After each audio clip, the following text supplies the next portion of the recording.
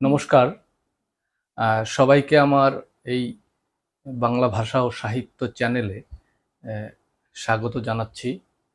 আজকে এই ক্লাসের মধ্য দিয়ে আমার চ্যানেলের যাত্রা শুরু হলো। আপনারা সকলে আমাকে শুভকামনা জানাবেন এবং আশীর্বাদ করবেন।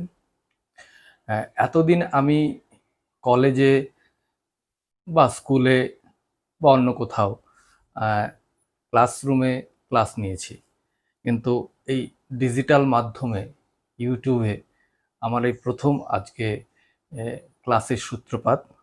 তাই সকলকে ধন্যবাদ এবং আপনারা আমার ভুল ত্রুটিগুলো ক্ষমা সুন্দর দৃষ্টিতে দেখবেন, এইটুকু আশা রাখি।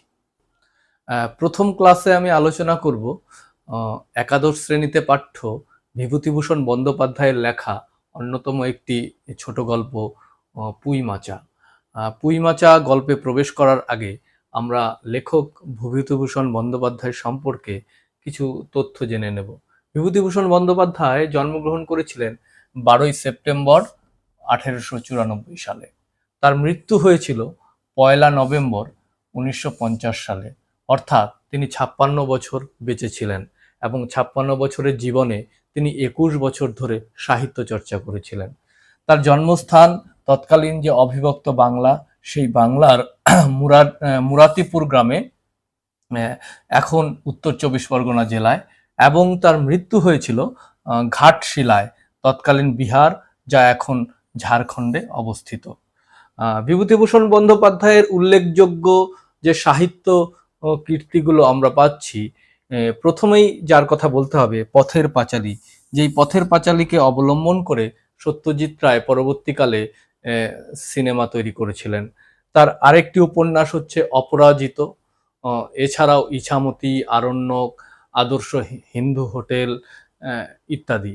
তার উল্লেখযোগ্য গল্পগ্রন্থের মধ্যে রয়েছে মৌরি ফুল, যাত্রা বদল, তাল নবমী, মেঘমাল্লার। এবং মেঘমাল্লারের কথা আমাদের বলতেই হবে, কেননা পুঁইমাচা গল্পটি মেঘমাল্লার গল্পগ্রন্থের অন্তর্গত। বিভূতিভূষণ বন্দ্যোপাধ্যায় তার মৃত্যুর পরবর্তী সময়ে 1951 সালে রবীন্দ্র পুরস্কার লাভ করেন। এবারে আমরা পুঁইমাচা গল্পের ভেতর প্রবেশ করব এবং খুঁটিয়ে খুঁটিয়ে গল্পটি বিশ্লেষণ করব এবং তথ্যগুলো আমি তুলে ধরব, যেগুলো খুবই গুরুত্বপূর্ণ এই গল্পের জন্য। প্রথমেই আমরা দেখে নেই যে পুঁইমাচা গল্পটি প্রথম কবে প্রকাশিত হয়েছিল। পুঁইমাচা গল্পটি প্রথম প্রকাশিত হয় 1931 সালে প্রবাসী পত্রিকায়। আর গল্প সংকলন হচ্ছে মেঘমল্লার, যাকে আমরা উৎস বলি, যে কোন গল্পগ্রন্থ থেকে পুঁইমাচা গল্পটি নেওয়া হয়েছে।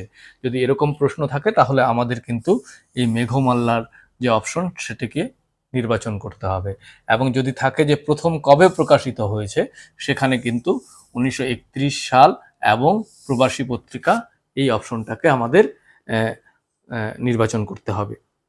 এবারে আমরা সাধারণত দেখি অনেক ছোট গল্পের ভেতরে পরিচ্ছেদ থাকে, কিন্তু পুঁইমাচা গল্পে তেমন কোনো পরিচ্ছেদ নেই, মানে কোনো পরিচ্ছেদই নেই। ধারাবাহিকভাবে লেখক গল্প বলে গেছেন এবং সেই গল্পে আমি প্রত্যেককেই অনুরোধ করব, তোমরা সবার প্রথমে গল্পটিকে পড়বে, তারপরে খুঁটিয়ে খুঁটিয়ে সেই গল্পের সংলাপ, সেই চরিত্র এবং চরিত্রের বয়স এবং তার কি কাজ করেছে সেই গল্পের ভেতরে, তার কি কাজ, সেই বিষয়গুলো কিন্তু খুবই গুরুত্বপূর্ণ। আমি সেই বিষয়গুলো নিয়েই আমরা এক একটা বিষয়কে ধরে ধরে গল্পটিকে ব্যাখ্যা করব। যে প্রথমেই যদি আমরা দেখি যে পুঁইমাচা গল্পের মধ্যে চরিত্র কতগুলো আছে, যদি আমরা দেখি তো সেখানে একটা পরিবারের কথা পাচ্ছি, তা হচ্ছে সহায় হরি, তার স্ত্রী অন্নপূর্ণা, তার 3 জন মেয়ে। মেয়ে কজন? 3 জন। কে কে? খেন্তি, তারপর পুটি, তারপর রাধি। এই 5 জন নিয়ে একটা পরিবার। মূলত এই পরিবারের কথাই বিভূতিভূষণ বন্দ্যোপাধ্যায় তার এই গল্পের মধ্যে বলেছেন। এবং ঘটনাক্রমে আমরা আরো অনেক চরিত্রের কথা সেখানে জানতে পারবো। কালীময় ঠাকুর, একজন যার কাছ থেকে খেন্তি মাছ সংগ্রহ করেছিলেন, চিংড়ি মাছ, তার কথা জানতে পারবো। খেন্তির শ্বশুর বাড়ির কথা জানতে পারবো।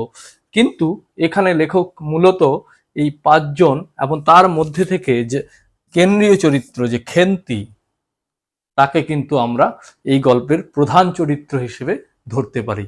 এই 5 জন মূল চরিত্রকে নিয়ে এই গল্পের বুনন লেখক তৈরি করেছেন। এবারে গল্পের ভেতরে ঢুকি যে সহায় হরি উঠানে পা দিয়েই স্ত্রীকে কি আনতে বলেছিলেন। সহায় হরি উঠানে পা দিয়েই প্রথমেই স্ত্রীকে বললেন একটা ঘটি নিয়ে আসতে। ঘটি কেন ঘটি নিয়ে আসতে বললেন? কারণ তারক খুড়ো গাছ কেটেছে, একটু ভালো রস আনবে। রস আনার জন্য গল্পটা শুরু হচ্ছে। সহায় হরি উঠোনে পা দিয়ে স্ত্রীকে বললেন একটা ঘটি আনতে। এবং কেন ঘটি আনতে বললেন? কারণ সেই ঘটিতে সে রস সংগ্রহ করে আনবে। কার কাছ থেকে? তারক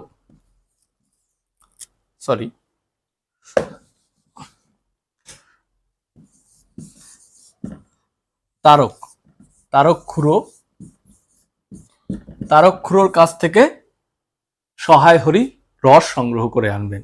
এবং মনে রাখবে যে এই গল্পের মধ্যে খুব নিপুণভাবে কিছু বিষয় ঢোকানো আছে। যেমন শীতকালে সকালবেলায় সেই সময় ঝাঁটার কাঠি দিয়ে জমানো নারকেল তেল বের করে চুলে মাখছিলেন কে? মাখছিলেন হচ্ছিল সহায় হরির স্ত্রী অন্নপূর্ণা। তাহলে গল্পের সময়কাল কোন সময়? মনে রাখতে হবে আমাদের গল্পের সময়কাল হচ্ছে শীতকাল। শীতকালে সে জমানো নারকেল তেল ঝাঁটার কাঠি দিয়ে বের করে এনে সেগুলো আঙুল দিয়ে মাথায় চুলের মধ্যে মাখছিলেন। কে মাখছিলেন? অন্নপূর্ণা। সেই সময় একটা গুজবের কথা অন্নপূর্ণা বললেন তার স্বামী সহায় হরিকে। কি গুজব? গুজব হচ্ছে আশীর্বাদ হয়ে মেয়ে বিয়ে হয়নি। কার বিয়ে হয়নি? খেন্তির আশীর্বাদ হয়েছিল, সহায় হরির পাত্রকে পছন্দ হয়নি, তাই সে কি করেছে? সেই বিয়ে ভেঙে দিয়েছে। এর জন্য পাড়ায় একটা গুজব ছড়ছে। কি গুজব? যে সহায় হরিকে একঘরে করা হবে। কোথায় আলোচনা হচ্ছে? পাড়ার চণ্ডী মণ্ডপ। এক সময় এই চণ্ডী মণ্ডপ আমরা তারাশঙ্করের গল্পের মধ্যে, উপন্যাসের মধ্যে এই চণ্ডী মণ্ডপের কথা অনেক পাবো।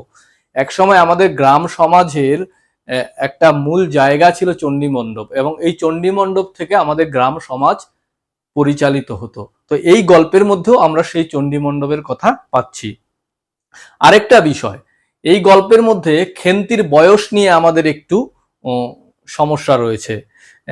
খেন্তির মা অন্নপূর্ণা বলছেন খেন্তির বয়স 15, কিন্তু লেখক যখন বর্ণনা করছেন তখন গল্পের বয়স, খেন্তির বয়স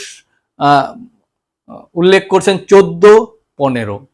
এবং সহায় হরি এক জায়গায় বলছেন এই শ্রাবণ মাসে 13, মানে এই শ্রাবণ মাসে হয়তো 13 পড়বে। আবার কালীময় ঠাকুর এক জায়গায় বলছেন যে 13 কি 16 বা কি 50 নিশ্চয়ই হবে না, 13 কি 16। অর্থাৎ এই জায়গাগুলো আমাদের একটু লক্ষ্য রাখতে হবে যে কিভাবে প্রশ্ন, খেন্তির বয়স কি হবে। খেন্তির মা বলছেন 15, লেখক বলছেন 14-15। তা আমরা লেখকের বর্ণনাটাকেই নেব। আবার সহায় হরি এক জায়গায় বলছেন যে এই শ্রাবণে 13 বছর। এরপরে আমরা খেন্তিকে পাচ্ছি, গল্পে প্রবেশ করছে খেন্তি। তার হাতে মোটা হলদে হয়ে যাওয়া পুঁই শাক সংগ্রহ করে নিয়ে, এবং চিংড়ি মাছ যে সংগ্রহ করেছিল গয়াখড়ির কাছ থেকে, সেগুলি নিয়ে সে গল্পের মধ্যে প্রবেশ করছে। আমরা পাচ্ছি প্রথম খেন্তিকে। লেখক খেন্তির চেহারার বর্ণনা দিয়েছেন এখানে। কেমন? খুব লম্বা, গোলগাল, মাথায় রুক্ষ চুল, অগোছালো, বাতাসে উড়িতেছে, মুখখানা খুব বড়, চোখ দুটো ডাগর এবং শান্ত। খেন্তির চেহারা কেমন? খুব লম্বা, গোলগাল, মাথায় চুল রুক্ষ ও অগোছালো, বাতাসে উড়িতেছে, মুখখানা খুব বড়, চোখ দুটো ডাগর এবং শান্ত। এবং তার হাতে কাচের চুড়ি। সেই চুড়িগুলো লেখক বলেছেন সে 2 টাকায় 1 ডজন সেফটি পিন পাওয়া যায়, সেরকম একটা সেফটি পিন দিয়ে সে হাতের চুড়িগুলোকে একসাথে করে আটকে রেখেছে। এখানে আমরা চিংড়ি মাছের প্রসঙ্গ পেলাম। চিংড়ি মাছ সংগ্রহ করেছে সে গয়াখুড়ির কাছ থেকে, এবং যখন সে চিংড়ি মাছ সংগ্রহ করেছে, গয়াখুড়ি বলে দিয়েছে, মনে করিয়ে দিয়েছে আগের তার বাবার কাছে 2 পয়সা বাকি আছে, সেটা সে মনে করিয়ে দিয়েছে। তারপর এই পুঁইশাক নিয়ে যখন সে বাড়িতে আসে, তখন অন্নপূর্ণা এগুলো দেখেই প্রচন্ড রেগে যান এবং সেগুলোকে বলেন যে খিড়কির পুকুরের ধারে ফেলে দিয়ে আসতে। কাকে বলেন? খেন্তির ছোট বোন যে রাধি, তাকে বলেন খিড়কির পুকুরের ধারে যেন সেগুলো ফেলে দিয়ে আসে। কিন্তু ফেলে দিয়ে আসার পরেও দুপুরবেলা যখন অন্নপূর্ণা রান্না করছিলেন, তখন সেই খেন্তির পুঁইশাকের প্রতি যে লোভ, সেই ঘটনাকে স্মরণ করে সে পুনরায় সেই পুঁইশাক সংগ্রহ করে এনে সেই পুকুরের ধার থেকে এনে কুচো চিংড়ি দিয়ে কিন্তু তার মেয়েদের জন্য, বিশেষ করে খেন্তির জন্য রান্না করেছিলেন। আমরা প্রথম পর্ব এইটুকুই আলোচনা করলাম। এরপর আমরা দ্বিতীয় পর্বে এই গল্পের বাকি অংশ নিয়ে আলোচনা করব।